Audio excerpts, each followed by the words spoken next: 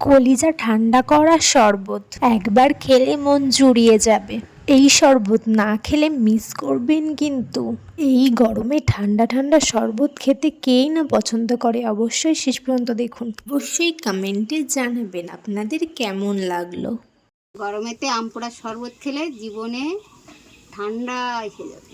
এই রোদ গরমে ঠান্ডা ঠান্ডা আম পোড়ার শরবত খেতে কেই না অপছন্দ করে। অবশ্যই আপনারা বাড়িতে বানিয়ে দেখবেন কেমন লাগলো। আমরা উনুনেই পোড়াচ্ছি, আমরা কোনো সেদ্ধ করছি না, আম পোড়া। এই উনুনের মধ্যে আম পোড়ানো হচ্ছে।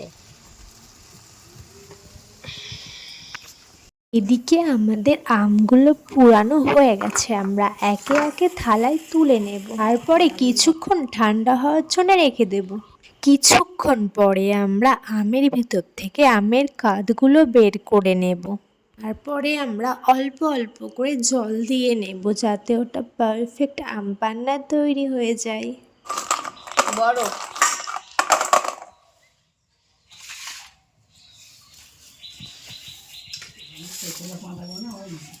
আপনারা ছেঁকতেও পারেন আবার নাও ছেঁকতে পারেন, আমরা একটু ছেঁকে নিয়েছিলাম। লঙ্কা,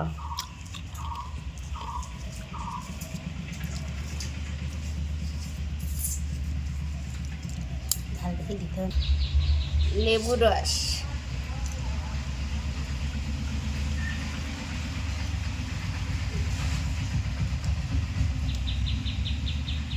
বিট লবণ, জানি আগে চিনি,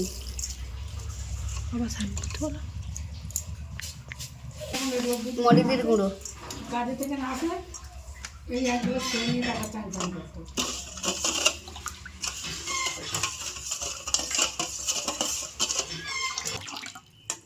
আম পোড়া শরবত, আম পান্না, আম পোড়া শরবত। এই গরমে ঠান্ডা ঠান্ডা আম পান্না, উফ কি সুস্বাদু টেস্ট। আপনারা অবশ্যই বাড়িতে বানাবেন, কমেন্টে জানাবেন কেমন লাগলো আমাদের এই আম পান্নার রেসিপি। অবশ্যই বানাবেন ও অবশ্যই জানাবেন।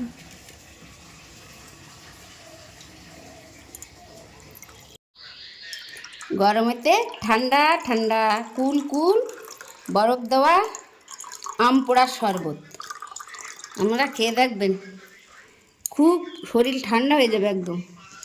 কোথার থেকে এলে, গরমের থেকে এলে এই আম পোড়ার শরবত খেতে হেভি টেস্ট লাগে।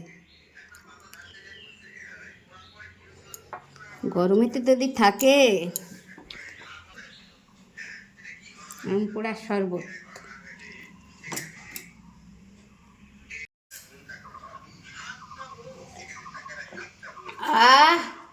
আম পোড়ার শরবত যে এত সুন্দর লাগে, বন্ধুরা আপনারা বাড়িতে বানিয়ে দেখবেন কত সুন্দর লাগছে। গোলমরিচ এবং গোলমরিচ আর দারুণ দারুণ।